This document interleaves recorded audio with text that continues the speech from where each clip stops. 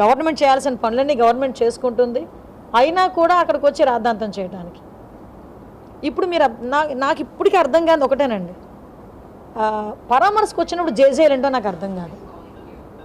మనం పరామర్శకు వచ్చామా లేకపోతే మనం వచ్చింది ఏమైనా ఏదో సక్సెస్ఫుల్ దేనికో సక్సెస్ మీట్స్కి వచ్చామా?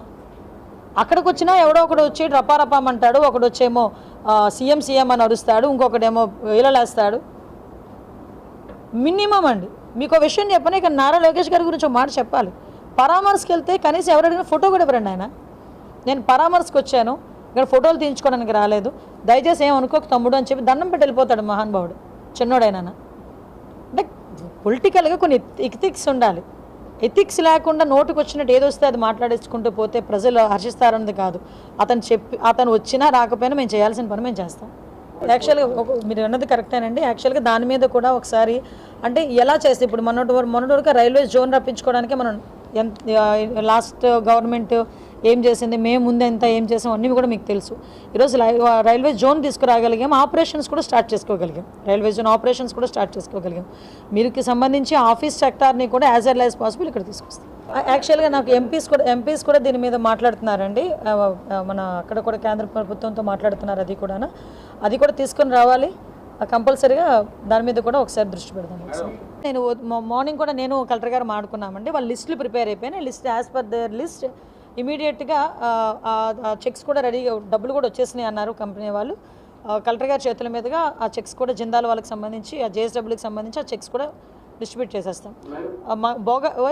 భోగాపురానికి సంబంధించి చెప్పారు, అది కూడా ఒకసారి ఇంకా ఎక్కడైనా ఏదైనా గ్యాప్స్ ఉన్నా కూడా ఒకసారి కలెక్టర్ గారు మేము కలిపి వాళ్ళతో కలిపి ఒక రివ్యూలో కూర్చొని అది కూడా క్లియర్ చేసుకుంటాం.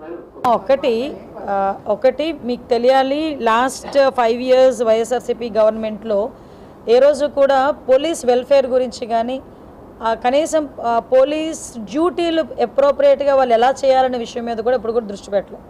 ఎప్పుడు చూడండి వాళ్ళ దగ్గర బందోబస్తు చేయండి, వీళ్ళ దగ్గర బందోబస్తు చేయండి, రోడ్డు మీద నుంచోండి, పరదాలు కట్టండి, చెట్లు నరకండి, వీటి మీద ఉంది. కానీ మా గవర్నమెంట్ వచ్చిన తర్వాత వాళ్ళ దగ్గర పెండింగ్ నోటిఫికేషన్ ఇచ్చిన 6,000 కానిస్టేబుల్ పోస్టులు కూడా మేము ఇక్కడ ఎన్నో కోర్టు ఇష్యూస్ ఉంటే వాళ్ళు అలా ఆపేస్తే మళ్ళీ మేము వచ్చి వితిన్ 1 yearలో కోర్టు కేసెస్ అన్నింటినీ కూడా దాటుకొని రిక్రూట్మెంట్ చేసి ఈరోజు వాళ్ళకి మ్యాసివ్గా ఒకే దగ్గర అపాయింట్మెంట్ ఆర్డర్స్ ఇచ్చి వాళ్ళందరూ కోరిక మేరకు దాని స్టైఫండ్ని కూడా 4,000 రూపాయల నుంచి 12,000 రూపాయల వరకు చేయడం జరిగింది. అంటే ఒక రకంగా చెప్పాలంటే వాళ్ళకి ఆ 4,000 రూపాయలు ఫుడ్ ఖర్చులు కూడా వచ్చి ఉండదు. అది ఇంచుమించు 20 సంవత్సరాల నుంచి అదే రేట్ మీద అలా ఉన్నారు. బట్ ఆ రోజు గౌరవ సీఎం గారు ఒక కానిస్టేబుల్, ట్రైనీ కానిస్టేబుల్ ఒక అమ్మాయి అడగడంతో ఇమీడియట్గా ఆన్ స్టేజ్ మీద శాంక్షన్ చేసిన పరిస్థితి కూడా మీ అందరికీ కూడా తెలుసు.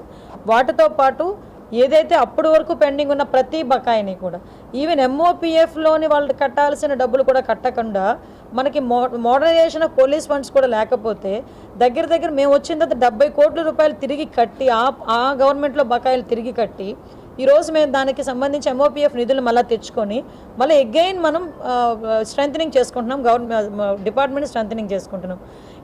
మొన్నటి వరకు కూడా చాలామందికి టీఏలు కూడా పెండింగ్ ఉన్నాయి, మా వరకు పెండింగ్ ఉంటే అవి కూడా మొన్న రీసెంట్గా ఇంచుమించుగా రిలీజ్ చేసాం. అదేవిధంగా సరెండర్స్ కూడా మేము వచ్చిన తర్వాత ఆల్రెడీ 2 సరెండర్స్ రిలీజ్ చేసాం. ఇంకా మేము చేయడానికి లేవని చెప్పట్లేదు, చేయడానికి ఉన్నాయి.